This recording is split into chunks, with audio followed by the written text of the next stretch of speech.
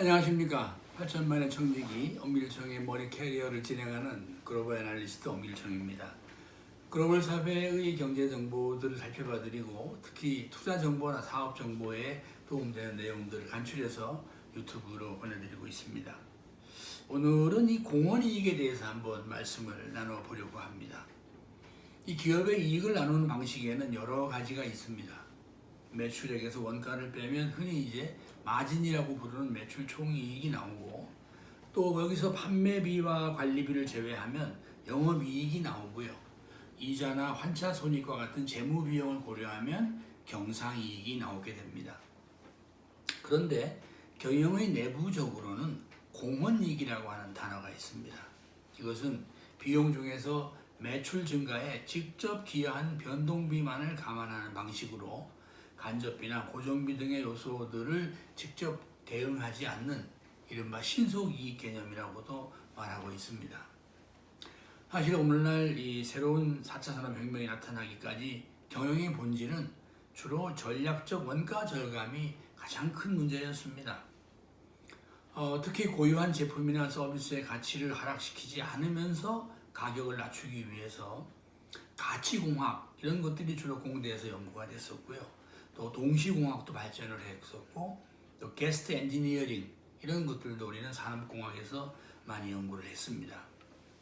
결국은 이제 물류 혁신으로 이어지면서 오늘의 아마존이나 또 우리나라의 배달의 민족 같은 회사들을 우리는 현재 만나고 있습니다만은, 또 이들의 모든 그 기술 발전의 기반에는 정보통신과학이 큰 힘이 됐던 것도 또 공지의 사실입니다. 그런데 점점 이제 기업의 가치 창출에서 공헌 이익의 중요성 위주로 중요성이 흘러가는 경향을 보게 됩니다. 결국 기업들은 내부에 고정 투자를 하지 않거나 또는 함몰 비용 개념의 신기술 개발이나 초기 개발 투자를 잘 하지 않으려고 합니다. 그리고 신속하게 이익을 내고 이익에 기여하는 돈만 제공하려고 하는 것을 흔히 공헌 이익 개념이라고 하게 되죠. 그러다 보니까 회사들은 이전보다 현금을 좀 많이 보유하고 있다가 시장의 동태를 잘 살피고 있다가 즉시 돈이 되는 곳으로 돈을 대는 그런 모습들을 보게 됩니다. 요즘 투자의 대가들도 사실은 현금을 좀 많이 가지고 있는 편입니다. 일례로 워렌 버핏이 지금 지휘하고 있는 벅셔 해더웨이라고 하는 지주회사는 현재 보유하고 있는 사내 현금만 알려진 바로는 약 140조 원이 넘는다는 보도도 있습니다. 이 엄청난 돈들은 예전 같으면 거대한 글로벌 투자 은행에 있어야 될 돈들인데, 이 돈들이 지금 이렇게 기업이나 전주의 손안에 있는 것은 2008년 글로벌 금융위기 이후에 새로운 풍속도가 되겠습니다. 이건 저의 짐작입니다만 요즘 강남의 집값이 왜 저렇게 오르는가, 이것을 부채를 막으면 줄일 수 있겠는가 하는 문제도 이런 점에서 바라보면 그들이 이전보다 많은 현찰을 가지고 있을 경우 정부의 대책이 큰 효과가 없을 수도 있겠습니다. 아무튼 이제 이익은 기업이 직접 시설을 세우고 시제품을 만들고 해서 시장에서 만들어 파는 그런 방식으로 하지를 않습니다. 바로 즉시 만들고 즉시 팔고 즉시 고치고 하는 신속이익 개념으로 물건을 만들고 돈을 벌려고 하는 것이죠. 여기서 아마 우리나라 건설회사가 가장 어려움에 처할 것입니다. 이전에 우리나라 건설회사는 자기 돈으로 땅을 매입을 하고 오랫동안 정부와 노력을 해서 허가를 받고 또 건물을 짓는 시간도 오래 걸리고, 심지어 어떤 이름 없는 회사들은 분양도 또 시간이 오래 걸려서 이 긴 세월 동안 막대한 돈을 빌려서 되거나 또는 투자자들에게 돈을 받아서 했습니다. 그러니 요즘 우리 주택건설업 회사가 얼마나 어렵겠습니까?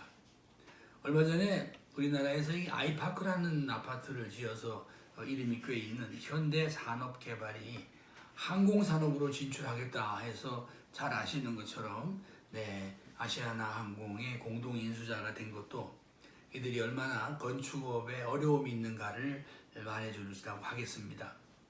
물론 과거에도 이 항공사는 직접 투자하는 비행기 투자가 굉장히 부담이 컸습니다.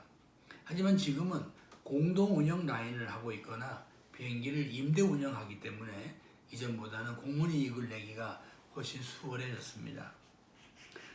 이번에 그 현대산업개발의 그 회장도 이런 말을 했습니다. 이제 우리는 모빌리티, 그러니까 이 운송 사업을 통해서 이익을 좀 더 내고 싶다는 얘기를 하면서 주택 사업의 어려움을 말해준 바가 있습니다. 대표적인 사모펀드를 운영하는 말레이시아 출신의 한 젊은 운영자는 현재 아시아에서 제일 크다는 저가 항공사 에어아시아를 이런 식으로 인수해서 운영을 하고 있습니다. 자, 새로운 2020년은 사실 현재 경제 수준보다는 금리가 조금 낮습니다. 따라서 기업들의 그 실물 투자 이익은 좀처럼 증가하기가 쉽지가 않습니다. 이렇게 낮은 금리 속에서 경제 활동을 할 때는 기업들이 저평가된 상황에 있는 기업을 인수해서 공헌이익을 증가시키는 방식을 주로 많이 쓰게 되죠. 특히나 매출이 성숙기에 올라가 있는 업종들의 경우는 서로 상위 점유율 회사들끼리 하위 점유율 회사들을 이 돈으로 인수하는 M&A를 많이 하는 그런 시기이기도 합니다. 예를 들면 우리나라 수산업 같은 경우는 더 이상 생산과 소비가 현저히 늘기 어려운 업종입니다. 해외 여장도 그렇고 국내 인구 추이도 그렇고 식생활 패턴도 그렇습니다. 또 원양 그 해상 조업비도 여전히 또 비싼 편이고요. 자, 이럴 때 이들은 여유 있는 기업들이 그렇지 않은 기업을 인수 합병하는 전략을 쓸 가능성이 높지요. 시멘트 회사도 약간 이런 면이 있습니다. 그런데 말씀입니다. 제가 볼 때 요즘은 이 도소매업에서 이런 문제가 더 나타날 수 있다고 봅니다. 점점 이 통신 판매나 사이버 구매 또는 뭐 이 인터넷 구매 여러 가지 구매들이 늘어나는 이 현실에서 매장을 가지고 운영하는 도소매업들은 가면 갈수록 이 고정비로 인하여 아마도 한계 이익이 감소하거나 어쩌면 제 생각입니다만은 지난해 고비로 아마 적자를 내고 있지 않을까 그런 생각을 합니다. 그러면서 이들도 아마 매장을 줄이거나 어떤 곳은 합병을 하게 될 것입니다. 앙드레 코스탈린이라고 하는 헝가리 출신의 대투자가가 있습니다. 그 사람은 유럽과 미국을 돌아다니면서 평생을 살았습니다. 그러면서 각 나라가 저금리일 때 낮아진 자산들을 사는 방식으로 돈을 벌어서 유명해진 사람입니다. 그런 면에서 본다면 우리가 한 동네에 오래 살면서 내가 잘 관심 있는 자산들을 보고 있을 때 시중의 금리가 낮을 때 그것이 주식이든 부동산이든 또 그 거래가 뜸하고 또 매도자는 많은데 매수자가 거의 없을 때 이런 주식이나 부동산을 소리 없이 취득하는 것은 좋은 기회가 될 수 있겠습니다. 그런 측면에서 지금 금리가 다른 어떤 시기보다도 낮은 2020년에는 또 큰 매매를 하시는 분들은 특히 주식 같은 경우에는 M&A에 관련된 정보를 잘 챙겨보시는 것도 좋은 지혜라고 하겠습니다. 지금까지 홍밀청의 머니캐리어였습니다. 고맙습니다.